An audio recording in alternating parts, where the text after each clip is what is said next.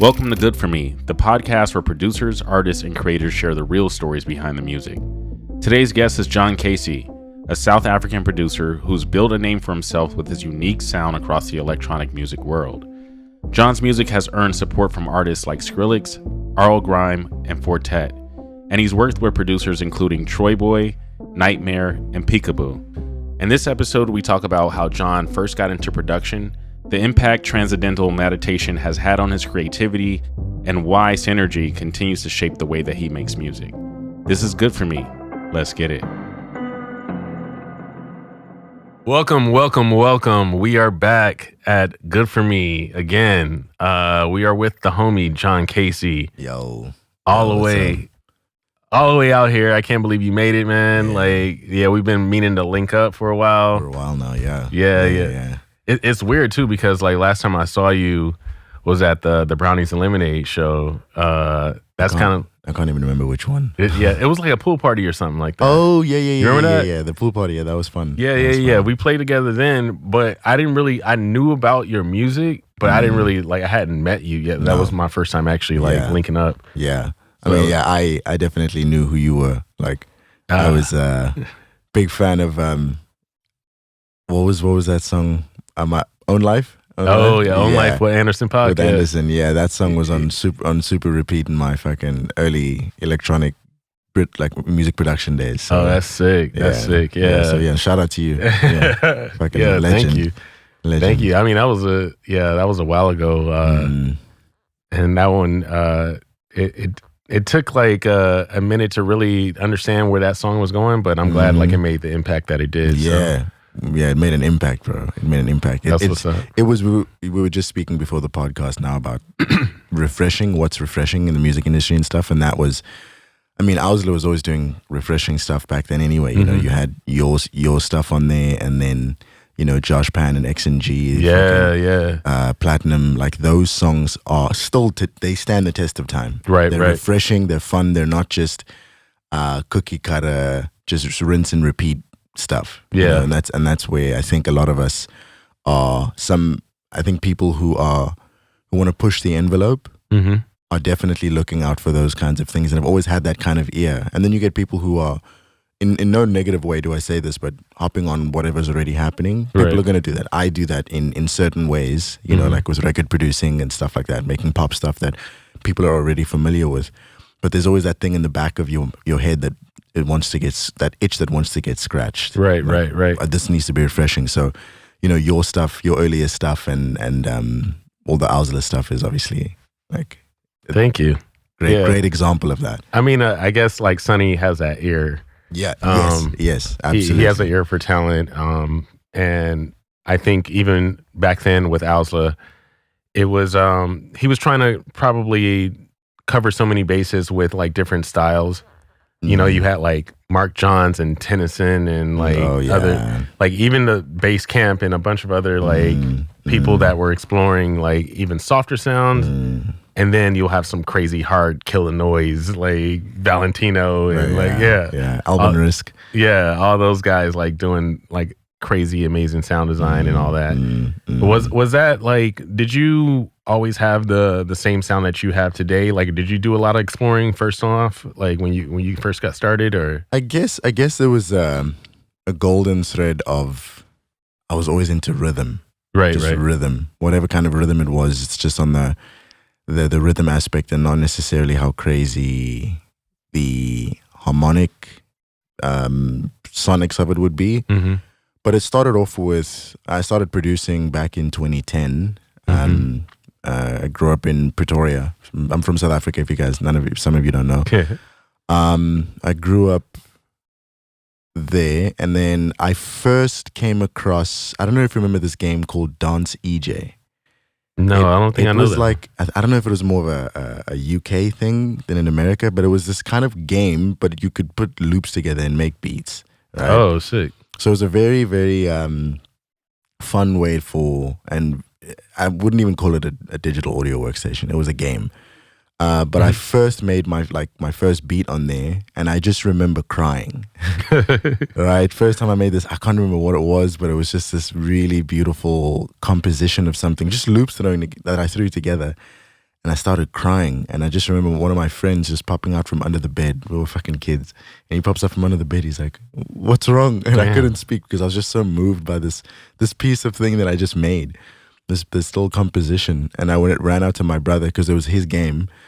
And I ran out to him and I looked at him and he's like, why are you crying? And I wanted to show him this beat that I just made. You know?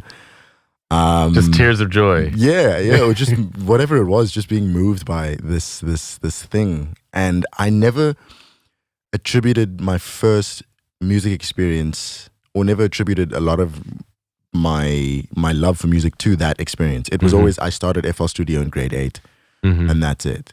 But then I remember this in a conversation of like 2-3 years ago, and I was like, okay, actually I need to give this thing props because it was my first experience with music in that sense.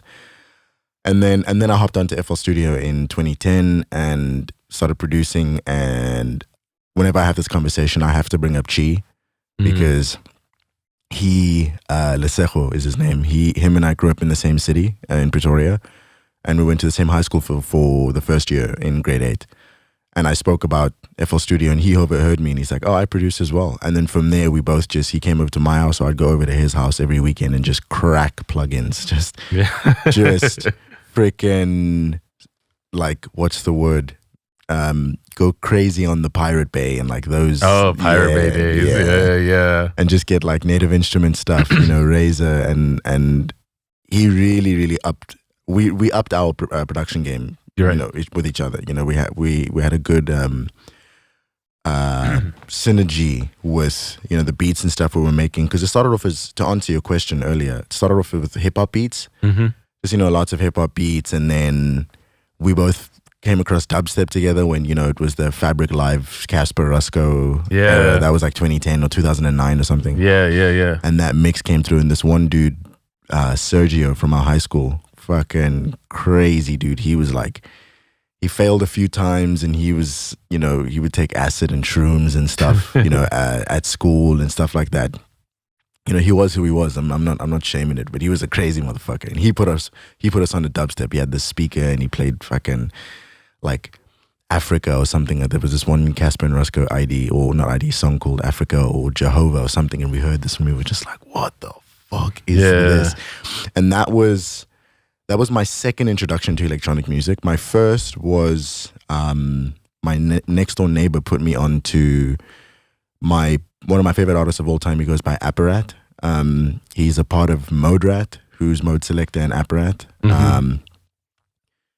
I got put onto his album Walls when I was in grade 4, and around that time the PS3 had just come out, and Motorstorm was this cool game.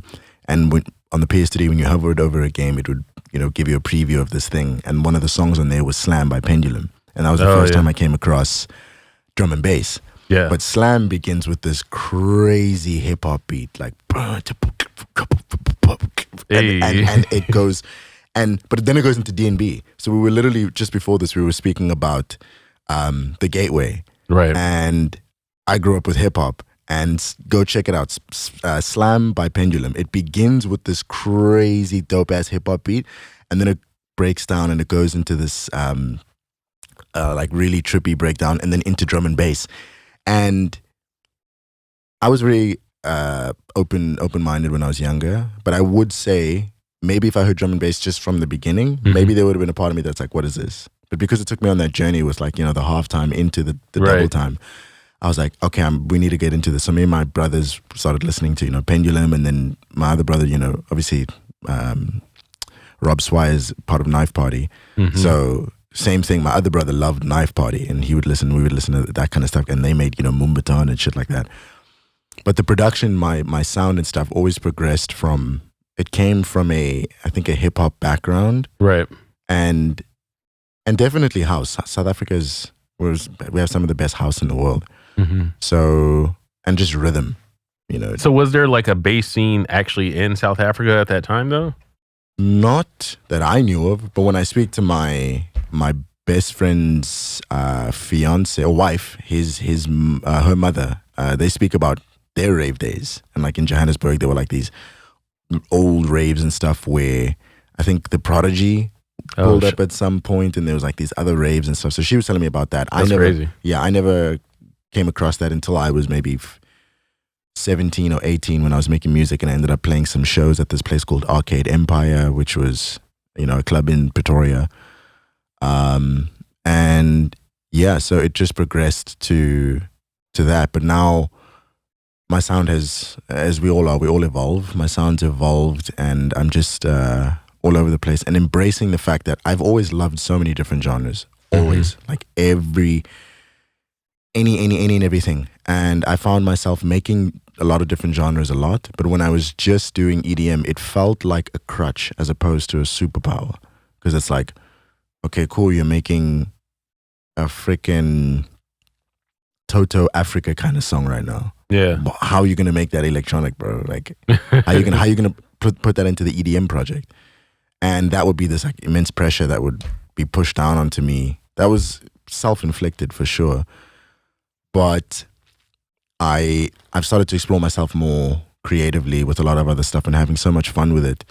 But now that I recently just signed a publishing deal with BMG. Nice. Yeah. Nice. So that has and will give me another area in my expertise to explore other stuff, which I've always been excited to do. Right. But yeah, I don't know if that answers your question. No, it does. I think like, especially when you're talking about that gateway, sometimes, you're taking something from a genre that you might have not expected it will lead you somewhere else, and you're able to like bring that all together and explore some new shit that you haven't seen before. So. Yeah, exactly. So I mean, it's I think it's super important. And nowadays everyone's an A&R. Yeah. Right? Everyone. If you have Instagram, you like what you like, and Instagram is showing you tons of stuff, and you're just sifting through and finding what you like. Right. So people have a lot more open-minded taste. So if the same artist, for me, haven't released in about 6-7 months because I went through a bit of a tough mental period over the December holidays. Like we can chat about that at some point. But I'm coming back now, and my first release is me singing. Whoa. Is this your first time singing? Yeah. First time using my voice on one of my records. Full blown, right? Other stuff is like, 1, 2, just random stuff. But this is a full blown artist project that I'm delving into, and it's called Fake Smile. And I wrote it when I was in a pretty, tough space mentally. And yeah, so this has given me a lot more time to, I'm kind of done worrying about what other people might think. But on top of that was never truly a worry. It was more like, or what they will think about the art itself. It was more like what people would think about him releasing so many different kinds of genres. Right. But now I'm just like, hey man, it is what it is. Like, I'm gonna just follow a certain method of just one song and then a different type of genre and then a different one and then rinse and repeat, just like that. And it's cool. I'm stoked to do that. I mean, that takes a lot of guts too. Like, I think like most of the industry tries to make sure like you have like a very distinct brand that they could sell. Exactly. And it's like that pressure. I always felt like that too with my project. Like, that's why I kind of adopted like this Bruce Lee philosophy of like, be shapeless, formless, like water. That's something that I try to remember. Like when I would make music, I would always try to make sure that I'm not pigeonholing myself to like one specific thing. So I see what you mean though. Like, being able to explore a bunch of different shit and not letting that pressure get to you where, hey, you need to be boxed in and just stick to this one thing. Like, I know what you mean with that. Because we started this to have fun. Right. No person in this music industry, a true music lover and a true artist, started this because they felt like they had to, right? It's the same concept of you don't work an instrument, you don't seriously work at an instrument, you play an instrument, right? So the word play is very important. So it's like you're trying to play with this pressure on you, like you need to play differently. It's like, that doesn't make sense. So it's kind of also, talking to your inner child and having that ability to explore and have fun. But then it's another conversation of like balancing that and how to actually run a business, because if you really want to make it in this industry, you have to regard yourself as a business and a brand and stuff like that. So then it's, you know, taking your inner child and saying, okay, we're done playing, I gotta go and look through the remains now and see what works or stuff like that. So it's really interesting just navigating it. But it's like you still got to get the play out. Yes. And then you gotta weed through the work. Yes. But the play still has to come out. Yes. For you to keep going. Yes. I think sometimes people hit those like brick walls where they didn't get any play out, and then you know it stifles their like creativity sometimes. Like, but it's good that you know you're aware that like, yo, I'm having fun with this. Yes. I know fun is a priority. It's a priority. And then when I need to put on the big boy pants and put the suit and tie on and like comb through it like a businessman, I got to do that too. Absolutely. Like, Absolutely. And being able to differentiate those two things. And I think like I said earlier, I went through a really tough time mentally in December, and it gave me, I'm very grateful that I did, because it gave me the opportunity to look at creating art differently. I was always somebody who, beforehand, whenever anyone was creating with intention, I was somebody who, and in no negative way do I say this, because you can create in an infinite amount of ways, there's no wrong way. I was just always throwing shit at the wall and seeing what sticks out for me taste-wise, as opposed to having my taste already planned out and going down that intentional road and creating that thing. So it is normally just throw, and it can take time. It can take a lot of time, because it's like you're trying to throw a bunch of stuff and then maybe something sticks out there, and then you take that and then you work on it. But this time around, with the song Fake Smile, right? Sometimes I would be sitting down and I'd be watching a TV show, and I was in such a negative space that I was like, okay, I'm going to wait until I feel better to create. Right. And a lot of people fall into that trap. Right. You know? It's more times than not, it's a situation of you need to create to feel better. Yeah. Right? I mean, I've fallen into that trap. We all too. do. Yeah. We all do. Yeah. And I spoke to the therapist that I was seeing at the time. I still see him every now and again. And we discovered, you know, what is that? Why is there such a, I think about creating, but I'm scared to. And I know that on the other side of that fear is liberation. But there's this protective mechanism, and it came out in this, as this feeling of rage inside of me. Kind of like, not external, I'm not throwing shit around and going crazy, but it's this internal feeling of like, for goodness sake, I know that this is the right path and this is the right thing to do, but I don't want to do it right now. And it became this we kind of narrowed it down to maybe a fear of success as opposed to a fear of failure, because you can hide behind those things when you go, okay, I'm not ready yet, I'm not this, and you have those little, but when all of that excuses, yeah. But when you do it correctly and all of that goes away, you have no excuses left. And that's almost what success is having no excuses. And you know that you can get to that thing. And it's like the fear of success is that okay, I did it and it worked out. What's next? Right? When you have excuses and obstacles in front of you, you can identify the obstacles. Right. But when you have no obstacles, what's in front of you is this open blank space. And that's more scary than the obstacles. Right? So that whole experience helped me to look at, I can create with the feeling of anxiety. I can create with the feeling of depression, or I can create alongside, and I'm always someone who's super very open about what I've gone through and stuff. So like create alongside like suicidal ideation and write about those things and just experience it and kind of look at those parts of yourself and say, thank you for trying to protect me. Right. You don't need to be here right now, but you take as much time as you need to leave, but I'm going to continue to make this shit.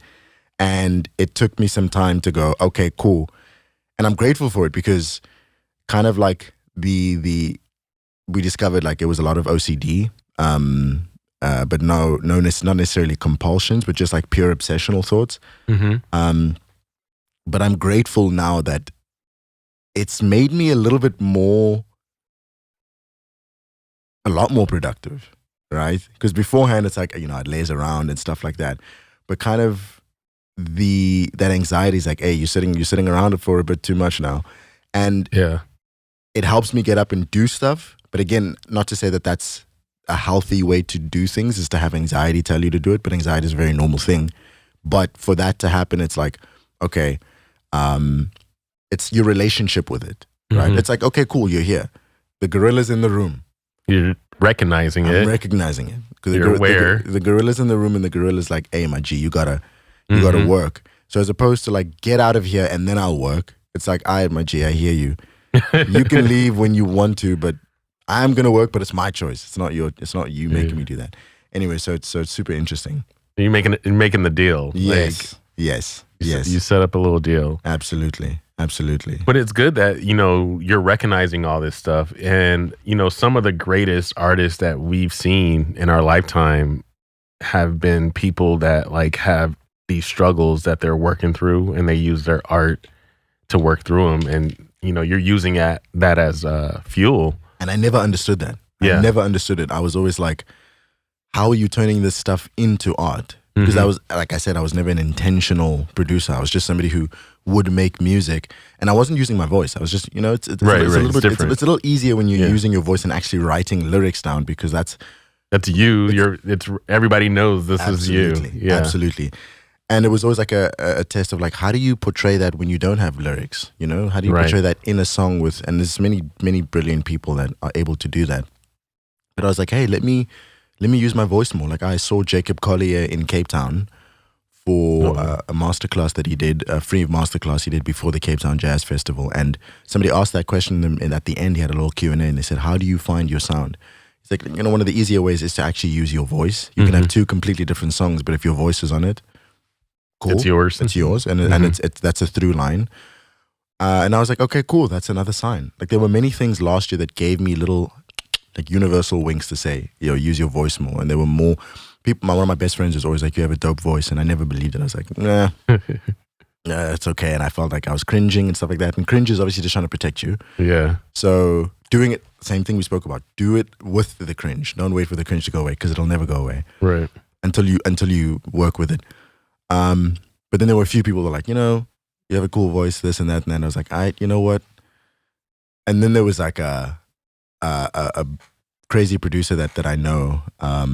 He works with, I work with Bacon. He co-produced Kendrick's Damn album. Oh, shit. Yeah, he's a Pulitzer Prize winner. He worked with Hozier, Too Sweet, stuff like that. Amazing producer. So one of the people on his team was hearing me speak, and he was like, okay, hold on. The acoustics in this room, you have a phenomenal voice, bro. And I know it should always come from within, but that was a nice little external, like validation. Yeah. And then I was just like, all right, cool, bro. If you say salute, it, you like I was like, okay, cool. And it felt good. It felt good. It felt good. So that didn't mean when I started to sing and use my voice on songs that cringe went away. But when I was home for 4 months, and it was just me, and like I'm trying to go and like see what my vocal range is. I'm cringing at the same time that it's happening, but it's just like learning an instrument, right? It's just like seeing how fast you can play, how slow, what you like, what you don't like. But it's just so tied to you personally because it's your voice. Right. But something it's cool. It's a voice that you own right now, but it's not like, if you can't change it. So it's learning to use this tool in a way that's almost impersonal, looking at it from like, okay, this is how this flute works. Right? Yeah, this is a special flute. Yeah, this is just, that's how it works. It's not like, oh, this is me, this says everything about me. If it's bad, I'm bad. It's not that. It's just a literal, like, this water bottle. I can make a drum out of it. Just because it doesn't sound like a cool snare drum, I'm not going to be like, this is a whack water bottle. It is what it is. And my voice is what it is, and yours is what it is. Right. That's actually a really good metaphor you got there. Shout out. That was nice. Shout out. Bars. But yeah, I mean, that's a really good perspective you got. And I agree that thing, I think a lot of producers like go through this where you realize like how I could stand out. Like it's tougher to stand out. as just a producer. You have like a different challenge, and yeah, as a vocalist, you own that voice, and no one can ever like change that about you, whether you know how to use it well or not. It's still yours. So absolutely, yeah, that's dope. I mean, so going back to South Africa, what made you make the move? Like, what made you like, all right, I'm coming to the States, and I'm gonna pursue music full time, and I'm gonna actually like, you know, have the courage to take everything forward and push on. It was divine. It just fell into place the way that it was destined to. It was like I was releasing music on SoundCloud. My first manager, he got whiff of it, and he's like, you know, I want to manage you. I've never managed anyone, but I want to manage you. And I was like, yeah, sure, bro. Let's run it. Then he got me connected with my first agent, and then Brent, phenomenal agent. And he got some shows in the run, and then I ended up, it was like kind of just having someone on the ground in America to kind of bridge the gap. Right, right. So I was studying psychology at the time. So I was getting my degree. My parents, you know, African parents, like, you need to get your degree and stuff like that. So I was studying, getting my degree. But as soon as I got my degree, timing wise, I ended up getting my visa. And I gave my parents, like, here you go. Here's your degree. I'm out. Yeah. And I played my first show in LA. Were they okay with that? Yeah. I mean, they I think at first they saw, and I understand, they saw it as a hobby, because it was a hobby. And as soon as my dad saw me make money from it for the first time, he was like, you good. Yeah, you're all right. Yeah, you can get out of here. I trust you. Yeah, 100%. Yeah. He's like one of my biggest supporters, and my mom was as well. She definitely pushed, and she was my biggest fan. And she was always like, how are you gonna mesh the psychology and the music and stuff like that? Because she always wanted to see those two things. I mean, you're doing it. Yeah. Oh my word! Wow, that's a crazy realization. Yeah. Shout out. It's happening. Yeah. So definitely, they were huge. They were the support system. Right. The support system. And then I played my first show in LA with Brownies, and it was just. Shout out Kush. Yeah, shout out Chad. Shout out Kush, Chad. Shout out Alai. Shout out Jose. Evan. Can't forget all of them. Yeah, we can't forget Evan. Yeah. What was I saying? Yeah, so it was just when people mention, like, you know, someone spoke about it last night about, you know, how courageous it is for you to do this, like be an entrepreneur or be somebody who doesn't have a structure and just going out on your own. And she made me realize, oh, that's what I did. Because I think there's a level of delusion that we have to have. Yeah. To really go out and do this. And that delusion is passion, right? And because I am someone who's a firm believer. I'm infinitely supported by the resources of the universe. So I'm never worried. It's almost like I give God I stress him out because I'm always just running. I never stop and like look at what if there's a part, like a step that's missing or not. Right.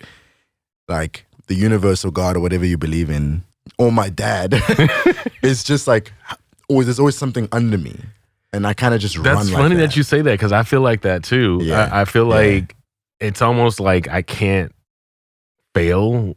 Like, no, you can't. Yeah, it's like, even when I think things are bad, not working, or it might things might be tough, you're fine. Yeah, like it still ends up working out. Like you're fine. Yeah, and you have to sometimes like remind yourself, because you'll start getting in your head like, oh shit, this is like I fucked up. Yeah, it's done. The logical brain does right. I'm like, oh damn, like my world is ruined right now. And then you kind of have to like think about your past and you're like, yo, you've been here before. You've done stupid decisions, or you like taking a chance here, or you were risky right here, and the shit still ended up working out. You're fine. You got air in your lungs. Yeah. You're walking. Yeah, you're here. You're here. Yeah. You're all right. And it always felt like that, especially with music. Right. Because just, with that being an anointing on your life and mine, it's, you have that, and then you have the passion of music that just makes you want to sprint. And it's like the universe is just like, all right, I need to keep up with this guy, right? Like working overtime. Yeah, working overtime. So I always just, I was telling one of my best friends, about money, like making money in the music industry and stuff like that. And I had that analogy of like, I didn't have a lot of money just before I came here, and then a random payment of something that I did a while ago ended up coming through. Yeah. Same thing, just another something that helped me step forward. And I told him, I was like, I never worry about money. I never worry about it, because as easily as it comes, as easily as it goes is as easily as it comes. Right. You just look up and it's there. And it's just there. And I don't budget. I just fucking, I'm not wing it. Yeah, I just wing it. And I'm not saying be stupid with your money, not at all. Right. Unless it comes to plugins, then I'm like, oh my God, I buy too many fucking plugins. They got us, man. They got us there. They got us. Anyway, they got us hooked. We're like gamblers. Yes, and shit. Exactly, bro. It's bad. But then I'm like, other than that, money just falls from the sky, and I'm super grateful for that blessing in my life. And he was like, you shouldn't be a financial advisor. Like that's horrible financial advice. And I died. And I was like, yeah. He's not wrong. He's not wrong. But I think it's that thing of, if you see it, if you open your horizon to it, it'll be something that you're able to witness. But if you don't see it beforehand, you don't see it until you see it. Well, yeah. If you're like living in abundance, like mentally and spiritually, like if you always know that you have what you need, and there's always going to be, there's always going to be enough for you. It kind of just works on its own. Yes, it does. It does, and you have to believe it for it to work. Right. It's not one of those things of I'll wait until it works to believe it. No, it's the opposite of like, what's my boy's name? He's that. Anyway, he wrote a book about the law of attraction. Oh, yeah. But he speaks about quantum theory, Newtonian physics, and quantum physics. The difference between the two is Newtonian physics is cause and effect. Right? You live in a world where you do something and there's an effect of that. Very linear. It's very linear. But quantum physics is creating that effect before there being a cause, right? In the sense of like manifestation. You need to vibrate on that thing's level to attract it, as opposed to it needs to come to me and then I'll vibrate on its level. Yeah, because it already exists. Because it already exists. Yeah, it's already a possibility. You just need to get on that. Exactly. Get on that level. Get on my level. Yes, exactly. But anyway, so believing that for me has always been something of how to navigate the music industry. Is I'm always supported. I'll always be supported. I'm never going to worry about, and I do, obviously I worry, I'm human. I'm not going to act like I'm delusional and stuff. There's very real elements of it. But it comes from a place of, definitely my parents and upbringing, and they always instilled that within me. But then to take my own agency, it's something that I try to cultivate in my life every day. Wake up in the morning, meditate, tell myself who I am, I am love, I am joy, give myself a hug, and then get on with the day. So did you always have like that routine, or is that like more of a newer thing? It's a bit newer, about 2 years in. Yeah. I started doing Transcendental Meditation, and that changed my life. I've dealt with anxiety a big part of my life. And I did Transcendental Meditation, and the guy who was my mentor or teacher, he told me, in 2 weeks, you won't have anxiety. I'm like, yeah, bullshit, dog. always hear some of that, and I'm like, yeah, whatever. And I did it for 2 weeks. It was very much you sit still 20 minutes twice a day, say the mantra. Thoughts are gonna come. Allow them to come, just like the stream of consciousness. Let them pass. And then at a certain point, I'm getting super agitated. And I'm just, all these emotions are coming up, and I'm blaming it on like my mentor. Like he said this is gonna happen, and all that frustration is coming up. But at one point, I realized all of this stuff is coming from inside me, from within me. No one else is responsible for what's happening here. Mm. And there was one time where I felt so much agitation, and I just sat through it. And 2 weeks later, I woke up and I'm in the kitchen and I'm like chilling, cooking and stuff like that. And then after a while, I'm like, I don't feel anxious. What the fuck? And it sold me, just like that. It sold me. So TM, it's called TM, Transcendental Meditation. Mm-hmm. I don't do it as much as I used to because of that, that tough time that I went through. It really was difficult to meditate and be in such a negative headspace. And it does help, but it really just didn't feel like I could physically do it at all. Mm-hmm. But meditation is very important, and I try my best to do it as often as I can. Mm-hmm. It helps with everything. Yeah. If you're a creative, meditate. If you're not a creative, meditate. Someone says, if you don't have 5 minutes in the day to meditate, then meditate for 20. It's super important that and it shouldn't be a chore. It should just be something that you do. It helps creatively. It helps everything. Yeah. Everything. Now, is that something you do like normally when you wake up, or? I try to do it twice a day. I haven't done it twice a day, but I try my best not to miss my morning meditation. Right. Sit in bed, sit for 15, 20 minutes and just see where I'm at, where my body's at. Because I feel it. If I start the day and I started like this, I rev really high throughout the day. Yeah. And at the end of the day, I can feel myself shaky. So start it in a low gear and then work yourself up in that way. Yeah. I mean, yeah, it's important. My girl, she's always on me about it. Like, yeah, it's important. I'm gonna get on you about it now. Yeah. I got 2 people on my back about it. Yeah. I need to get better at it too. But it's again, it's not something that you have to do, right? Because once it becomes a chore, it's not effective, right? It's not like I need to go take out the garbage. Oh my goodness, it's like asking somebody, oh my goodness, you're so disciplined for sleeping every night. Mm-hmm. No, it's just what I do. I sleep. Same thing with meditation. It obviously takes discipline, but trying to approach it from a place of curiosity. You know what? I think like people listening probably wouldn't expect these kind of words coming from a trap-based producer. like the wisdom, the guidance that we're hearing right now. That's from funny. That's somebody funny. That when their fans are at their show, the heads are banging against the guardrails. This is what he's used to seeing, and the first thing he wants us to tell you is make sure you're meditating twice a day. Yes. Absolutely. Before you go to the rave.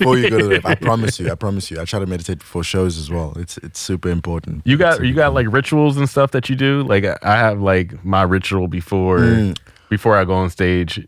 Like, do you have your own? Like, you used to, not as much anymore. There'll be times where I kind of try and take a minute just before to kind of ground myself. Mm-hmm. I used to do a lot of deep breathing exercises, but I think my nervous system didn't react well to it because I ended up getting nerve pain.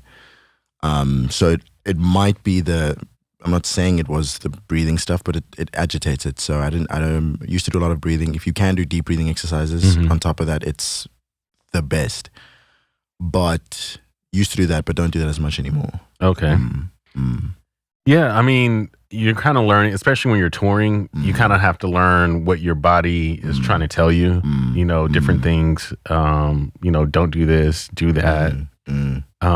It's kind of a process that you work out when you're touring.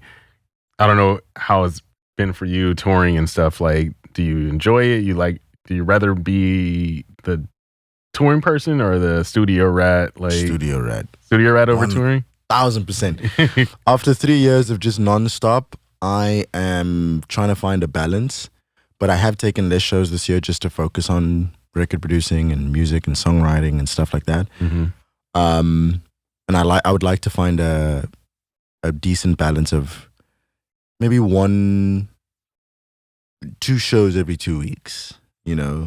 That's good. Like That's that, a good, yeah. Just so I can have a weekend to chill in between each, as Right. opposed to back to back to 3 back shows yeah. a weekend or 2 shows a weekend, and it's like it weighs on you. You Right, know, right. like I spent my first proper weekend in LA. I had a few last year, but now I'm just like, I spent a Friday night in LA, and I'm like, this is weird. And this is great. Yeah. I get to hang out with people and see how their lives are like on the weekend. Like a regular Human being. And I like that. I really, really do like that. So yeah, I would love to be able to just sit in the studio, right, and just make music and make money that way, and then choose to play shows when I want to, and pop out for a moment, not have to take shows. And I'm in that position right now, and I'm so grateful to be able to be in that position. That's dope. So the studio, like you've been in the studio with a lot of big players, a lot of dope producers, dope vocalists, rappers. Yeah. Who's been your favorite that you've been able to? You got a few favorites that you can remember? T-Pain is awesome. Oh shit! Yeah, the big guns right away. You're like right away. T-Pain. T-Pain's great, dude. He's got such a charismatic personality. He's I don't even think humble can use it. I can use that in that sentence, because it's like he was nervous to meet us when we went to the bass boot camp, because he's like, these guys are crazy producers and stuff, and we're like, you're T-Pain, dog, what you saying? So it just shows you how the perspective of, you know, we're all still obviously human at the end of the day. I mean, speaking of T-Pain, what we were talking about earlier with like just someone comes along and reshapes the landscape of like their sound is like now what everybody has to chase, because it's so different. It's so different. Like next level. He's one of the best examples of that. Yeah, he is. And he's been making a lot of this stuff for a while. You know, we found that at that studio session. He's been making a lot of this stuff, but he's like, who do I show it to? Like, his new bass stuff is like crazy. It's crazy. It's crazy. He's really locked in there. Yeah. But he's cool. And then obviously, you know, you have the producers on in our scene, like Nightpunk. For goodness sake. Yeah. That dude is crazy. He's got he's neurodivergent in some way, because he's too good. Yeah. Like to me, feels like he thinks in pictures, and like, I don't know if he has synesthesia, but I wouldn't be surprised if he does, because like the way he can see it, does, like in a session, and he's going, let me get that. And it's like very specific, you know, and some people naturally just have it. Right. I feel like I've worked on it more, and I'm getting better at it. But he just has that. And but I will say the biggest influence I've had in the studio is with Bacon and his team. Danny is his name. And just being in the studio, watching them with jam sessions. You know, I grew up with headphones and a laptop and just making music. So getting into jam sessions, I felt out of place. It's like, what do I add? And I'm like, and these dudes are freaking, go from A flat to this dominant and go 1 4 5 8 1 4 5 6. There's no 8. 1 4 5 6 kind of progression, and these dudes are like, and they do it. So I've really locked in the last couple of months with my guitar and piano, and that's cool. Really locked in, and I'm having so much fun, and I'm glad that I've taken this journey, because it's just getting from here to here quicker now. Beforehand, it takes longer because you're on a laptop. It is, So it's just, and it's phenomenal. You know, if you've been thinking about improving your keys and or instrumentation, do it now. Start today. Because, you know, instead of one day, it's day one kind of thing. Because it's so fun, and it's so fundamental to what we do. And that one session, that first jam session that I did with him, just changed the way that I look at music entirely. You know, those guys are crazy, and he's insane. Like, he's just Danny. Like, he'll play the piano and like the synth at the same, like this, like, you know, just playing, literally like just getting ideas out. And same thing, like, he is from here to here. He knows exactly what he wants. Like, he's a composer as well. Like, he composed the Naruto live action film. He composed that. He composed You People with, you know, Eddie Murphy and Jonah Hill on Netflix. Oh yeah. So sick. Just being in a room with someone like that, dog. immediately you're like, nah. You can either go, shit, I ain't shit, or like, I need to lock in, and I locked in. Inspired. 100%. Inspired. 100%. 100%. So those are ones that stick out for sure. Yeah. And then I'll name drop another one, Ty Dolla $ign. Yeah, yeah. You wouldn't think he is who he is from just looking at his career, but that dude's like a multi-instrumentalist, you know, and obviously phenomenal voice. And just hearing some of the stuff that he was working on and stuff like that, phenomenal artist overall, like holistic, you know. It can seem one-dimensional when someone who is just a hip-hop artist makes hip-hop music, because we don't see what they do behind the scenes and how tapped in they are with what they do. But, you know, he grew up with a strong musical background. Like, he's a bass player. Can tell. I think his dad is a bass player or something as well. And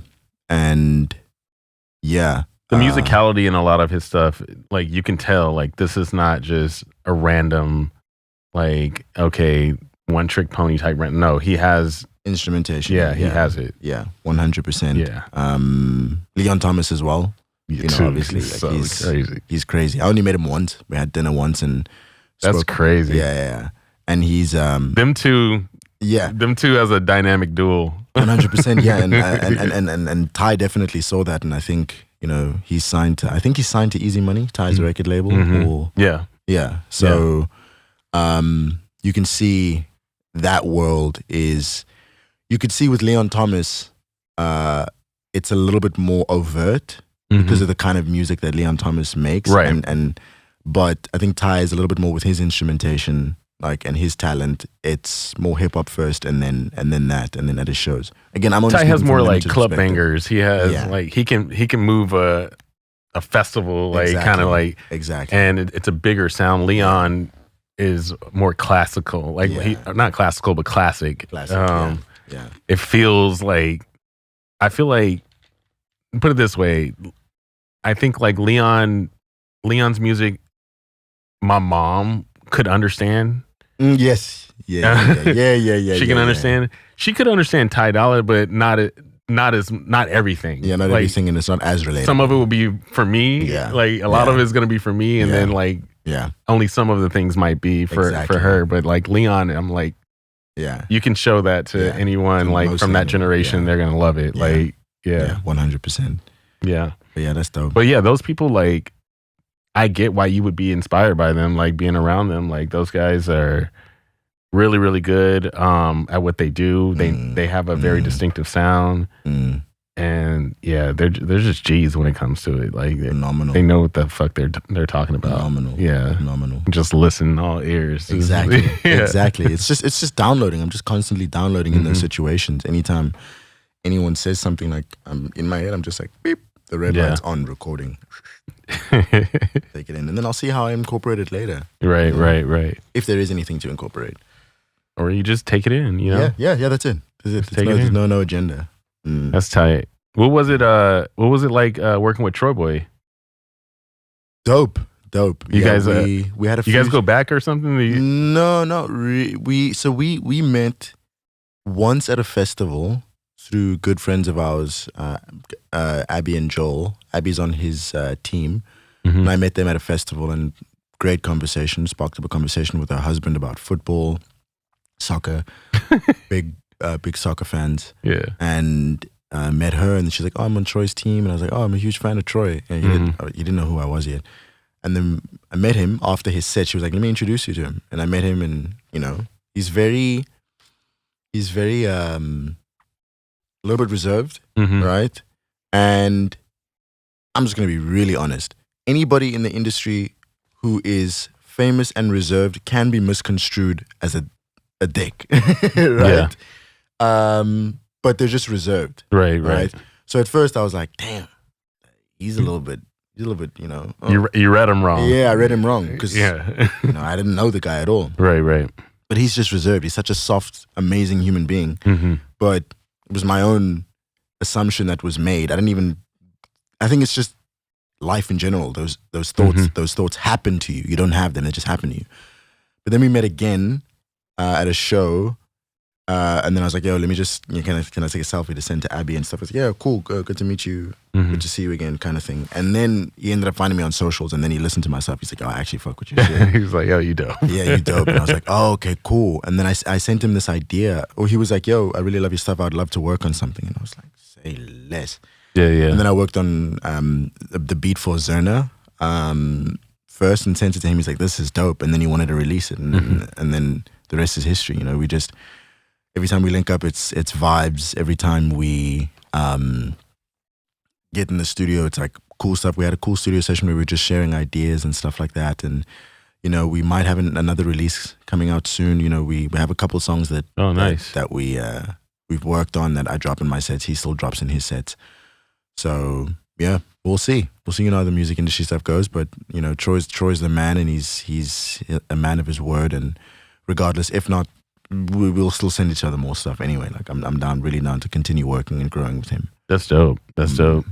So you guys, like, are most of your like collaborations like just file sending, or you're in person? For the most part, it's stems. Not a lot of sessions in person have happened.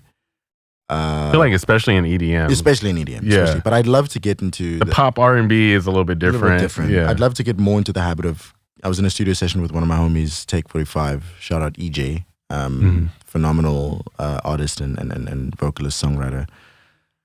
And it made me realize I need to get in the studio with people more, because that is a muscle that needs training as well. It's not just because you're a good producer. It doesn't mean you know how to be a good producer in a room with other good producers. Right. Completely It's another muscle that you got to exercise. Completely different skill. Yeah. And it's like, cool, you're a good producer, but do you know how to work with other people? Right, you know? right. Do you have synergy in the room? And the same thing about, I'm trying to build my own little camp now, like find a good, keys player, good songwriter, mostly like a Tory Lanez or a Sway Lee or a Missy Elliott. Like I want someone like that I can shoot ideas with. I think chemistry is more important than talent. You might be right. In a room with someone, you might be onto something. I really think the chemistry is more important than how talented someone is. Because if there's no chemistry and that person is a gold mine, what's my yield? It's a low yield. It's like my crops I'm only getting 10% of the crops, right? And you know what potential, and I know like that this it can be better. I know this crop field is like, Kellogg's can fucking make some crazy cereal from this dude's farm, but Kellogg's doesn't have a good chemistry with this farmer. So it doesn't really work out like that, right? Yeah. So if somebody has a small farm, but I have 90% chemistry with him, that's cool. That's amazing. So when you're like collaborating though, is it like, do you ever struggle with trying to keep your sound within the collaboration, like that it's still apparent, or are you just kind of like, we're all just jumping around and we'll just see wherever this goes? I think the concept of my sound and your sound in a collaboration is, in not a negative way, but just a game of ego. Oh, right? Yeah. Because it's doing it for the song, right? Rick Rubin, like his book, The Creative Act. Right. If we're in a studio session together, if I'm going, okay, I need to sway this in a way that people can be sure that my sound can hear my sound in it, and it's not for the good of the song. How does that serve the song's purpose? It's a waste. Yeah. It's or it can be an amazing project. It can come out in a certain way. There's no wrong way to make art, but it is, in a way, it can stunt the creative process. So if the song says, yo, I should go this way, that's another skill, is somebody who doesn't even like people can hate on DJ Khaled for just sitting in studio sessions. Well, I don't know exactly what he does, obviously. I don't know the guy. But let's just assume he just sits in studio sessions and is almost like a Rick Rubin in guiding the process in a certain way. Right. You could diminish their sense of skill and talent by saying, oh, they're not actually doing anything. You don't know. Like the concept of knowing where a song should go, or A&Ring a song as you're making the song. That's a talent. Is a talent. And that's something that I'm learning how to do in a studio session, is going, okay, this is a cool song. What do we add?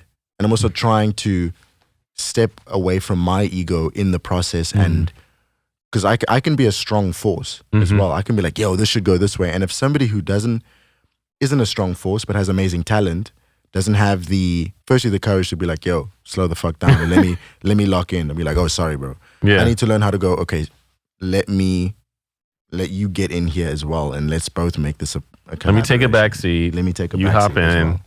and then, we'll see where this goes. We'll see where this goes. Yeah, we'll see where it takes us. Yeah, and you don't learn that. You can't learn that in isolation. You can't learn that in a vacuum. That's true.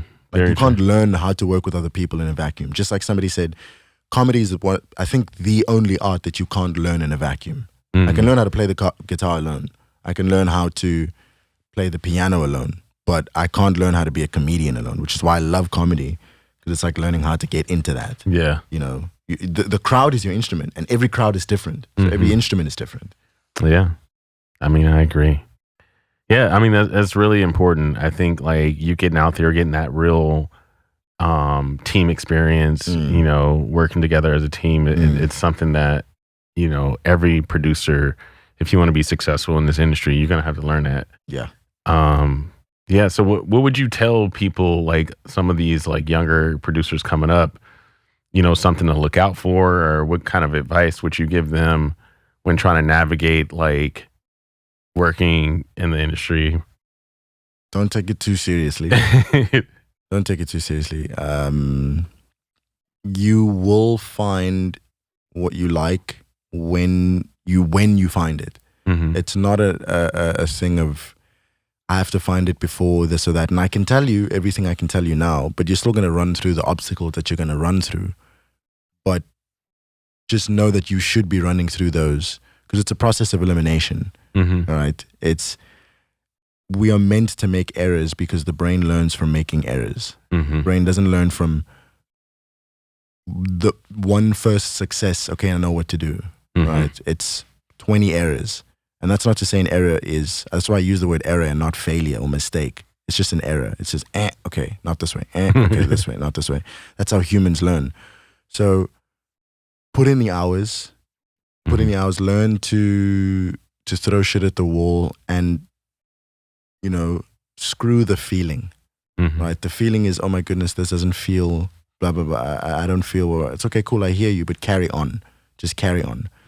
Charlie Sheen speaking about how he quit drinking. The last time he quit was 9 years ago. He said, this time around, I'm going to say, fuck my feelings, right? I'm just going to go into it with, I know I'm going to feel bad, but screw that. I'm going to continue to do that. And I took that, in the last couple of months when I was feeling bad, was like, okay, cool.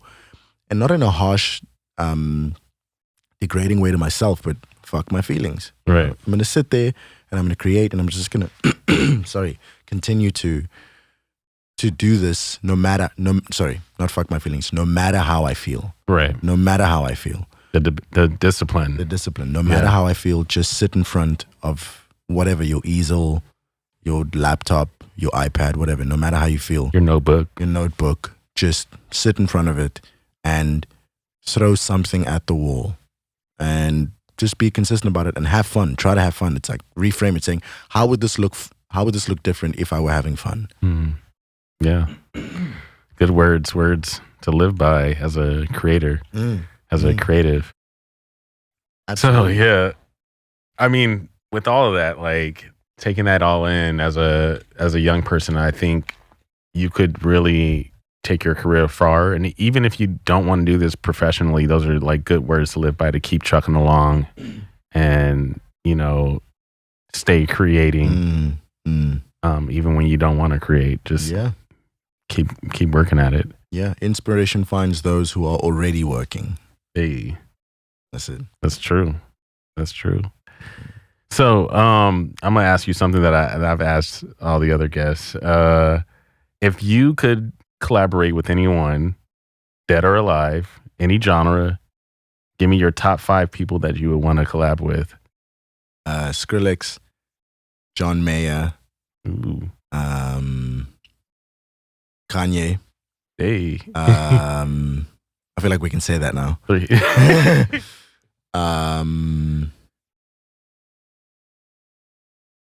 Sway Lee, yeah. Missy Elliott. Missy. Yeah. Okay. Missy. Sorry. You got me on the Missy Elliott. Let me remove. It's one of my favorite answers right there. Yeah, Missy's for sure. Let me remove. Who did I say before Missy? Sway Lee. Who did I say before that? I'll remove one of them for Tyler. You know, I really want to work with Tyler. She obviously is a phenomenal South African icon. Mm-hmm.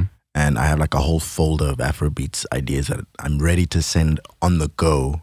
When the opportunity arises, because it will arise, just send her like 12 songs. So Tyler's a big one. Tyler, so, holla at my boy. Yeah. Sauda. Yeah. We are inside, we are here. So those are some names that I'd love to work That's a good with. list. Yeah. Very good list. Yeah. Yeah, that's dope, man. That's dope. Shout out. I just want to, take the time to thank you again, man, for being here. Like, I appreciate it. Bro. It's been For dope. real. I swear, like, Jon dope. Casey for the future. This is what the future of dance music is gonna sound like, and beyond dance music. He's all over the place. Yeah, now. yeah. We're pushing So, pushing boundaries.